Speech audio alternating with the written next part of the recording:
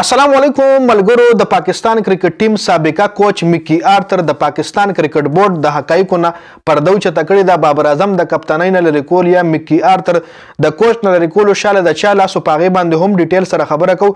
بل اعظم خان د خپل پرفارمنس ټول هر څه د پاکستان په کوچ باندې ورچولي چې د پاکستان کرکټ کوچ په وجه باندې زه په انټرنیشنل کې پرفارمنس نه کوم، په لیګ کرکټ کې ښه پرفارمنس کوم او د پاکستان د طرفې چې کله زه خپل ملک ریپرزینټ کوم، د پاکستان د طرفې ګیم کوم، نو کې زه ښه پرفارمنس نه کوم. د هغې ټوله وجه د پاکستان ټیم چې کوم کوچز دي د هغوی په سر باندې دا ټوله صحرا هغه ورچولې ده. نو په دې باندې هم ډیټیل سره خبره کوو چې دومره غټ الزام اعظم خان ولې د پاکستان په کوچز باندې لګولی دی.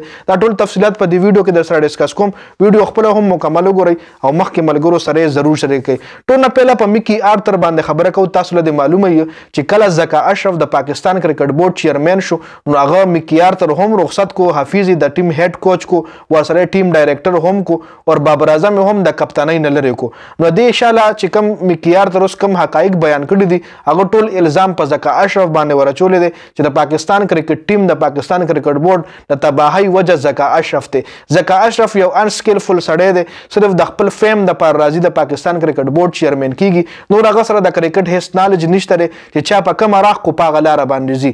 میکی آرتر هم دا خبره کړې ده چې څه کسان دي د پاکستان کرکټ ټیم زاړه کلاډیان چې ای زما خلاف ته چې زه ولې د پاکستان کرکټ ټیم کوچ یم، زه ولې د پاکستان د کرکټ بورډ نه تنخواه اخلم، نو ای زما خلاف و. زکا اشرف چې کله راغو، زکا اشرف له چې کله سیټ میلاو شو، زکا اشرف چې کله د پاکستان کرکټ بورډ چیرمین شو نو دغه خلکو په خوله باندې هغه زه د پاکستان کرکټ ټیم چې کوم کوچ عہده ما سره وه نو هغې نه زه لرې کړم او د بابر اعظم د کپتانۍ نه لرې کولو شاله هم د زکا اشرف او د هغه یو پوره ټیم دی، د هغه څه کسان دي زاړه کلاډیان هم په هغې کې شامل دي چې د بورډ کې هم څه منیجمنټ سټاف ته چې د زکا اشرف کسان دي هغه ټول چې کوم هغه ماته او بابر اعظم ته یو ځای شوي او د ورلډ کپ نه پس ماله کمپلیټ وایي پته وه چې زه به هم لرې کېږم او بابر اعظم به هم د کپتانۍ نه دی لرې کوي. نو هماغه رنګ وشو. دا ټول حقایق چې کوم دي اوس میکی آرتر بیان کړي دي.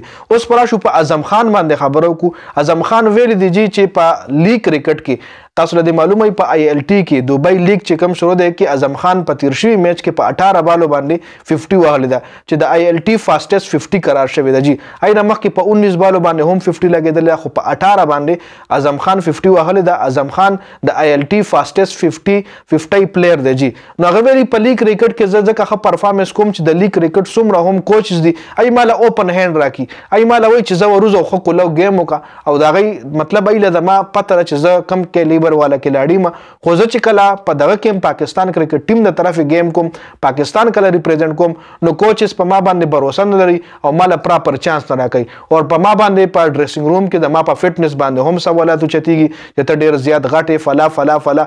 نو زه د ډیپریشن شکار یم. دغه کوچز چې کوم دي دی ماله پراپر چانس نه راکوي. پوره سیریز کې ماله دی گیم نه راکوي. مطلب په سیریز کې چې څلور میچ نو یو میچ کې یا چانس راکوي یا دو میچونو کې چانس راکوي. دا اعظم خان ویلی دی. او په لیګ کرکټ کې ماله ښه پراپر چانس ملاویږي.